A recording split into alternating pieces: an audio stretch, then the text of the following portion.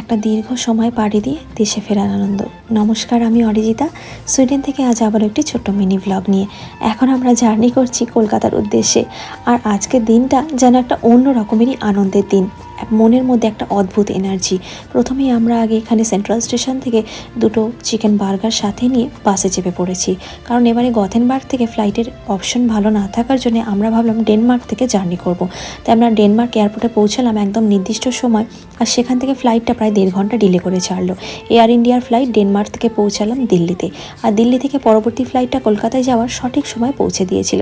প্রায় 30 ঘন্টার জার্নি, 8000 কিলোমিটারের দূরত্ব। যখনই এসে পৌঁছে মায়ের এই মিষ্টি হাসিখানা দেখলাম, আর নিজের বাড়ির গন্ধরাজ লেবুর পাতা দিয়ে তৈরি এই মায়ের হাতের গরম গরম লেবু চা মশলা সহযোগে খেলাম, আহা, মনটা যেন ওখানেই ভরে গেল, সমস্ত ক্লান্তি দূর হয়ে গেল।